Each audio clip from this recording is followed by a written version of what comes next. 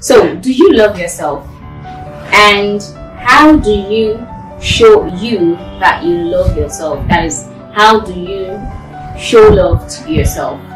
Now, if you go online, there's several tips, several articles on how to love yourself. But personally, I believe that since there are 5 love languages, and we are to, we receive love based on our predominant love language, or we love to be loved based on our predominant love language. I also think and believe that we should also give ourselves love, or love ourselves how we love to receive love. So if my love language is words of affirmation, I should love myself in the language that I understand, which is affirming to myself that I love myself, right?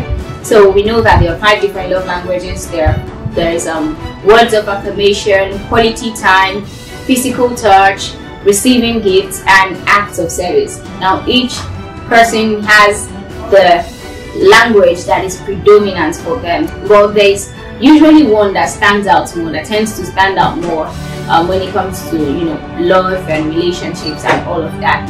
So in this video series, I'm going to be talking about how to love yourself in the language that you understand, and I'm going to be breaking it down in different love languages. So loving yourself in the way that you understand or know how to receive love, right? Loving yourself in your predominant love language. For acts of service, if your love language is acts of service, you'll probably feel loved and appreciated when someone does nice things for you, like helping out with the dishes, vacuuming, putting gas in your car, and the rest of them. Every single, all of those simple acts, little acts, tend to make you feel loved and appreciated. Now, the thing is, you would also feel a sense of fulfillment when you get to do these things for people that you care about, right? So, how do you love yourself if your predominant love language is acts of service? Now, this can be quite tricky, but because of the fact that you tend to feel a sense of fulfillment, like I remember when once I was to celebrate my birthday, and I went to the orphanage and celebrated my birthday there at the orphanage. I got my cake. Instead of celebrating with my friends, I got my cake and I got some stuff, some food items, and went to an orphanage, and I celebrated my birthday there. I shared the cake, we shared the cake together, and we ate the cake, and I gave them all of the things, and the kids were really, really, really so happy. I remember I felt this sense of fulfillment. There's this kind of fulfillment that we have when we tend to do something of value, something that people appreciate, something that that those people that we're doing it for, they cannot do it for themselves, right? So that's basically how I felt that day. I remember getting back home and I was really, really, really so pleased with myself. I was so thankful. I was so grateful that I had gone all the way to do that, and that was really so beautiful for me. So with acts of service, we also tend to feel this sense of fulfillment when we get to do things for people that naturally they would not be able to do for themselves, and we know that they appreciate these things.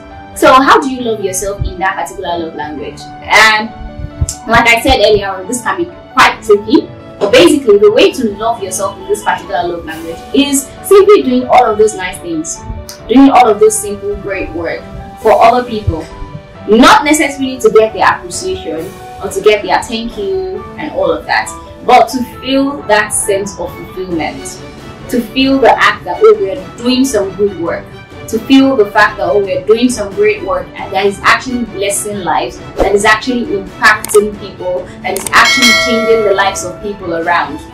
So when Jesus came to the earth to die for us, to die for our sins, he went through so much. He went through so much pain just for us. He basically went through all of that pain, but he was not concerned about all of the things, all of the pain and all of the suffering he had to endure, right? He was more concerned about the people. And to him, doing all of those things, right, his reward was the sense of fulfillment, getting us closer to him, getting us closer to his father and the rest of them. So that was like the sense of fulfillment for him, right? That was the sense of fulfillment he got from all of those acts that he did, all of those painful things he had to go through for us. So when your love language is act of service, not really bothered about the pain that you have to go through. I'm not saying you should deliberately put yourself into pain for someone else, but when it comes to the fact that, oh, those people, the person you're doing all of these things for, are not in the position to actually help themselves. For example, I went to the orphanage to celebrate my birthday and give them all of those things, and not celebrate my birthday by myself or with friends and eat my cake and enjoy my food with people that I know that already have these things. You know, my sense of fulfillment came from the fact that I'm doing these things for people that, you know, they probably cannot do it for themselves. They probably do not even get to celebrate birthdays every year.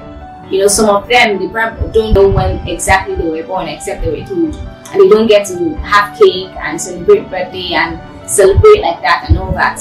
I know that it could be different in every orphanage, right? But I'm just saying that this could be, my sense of fulfillment came from that fact.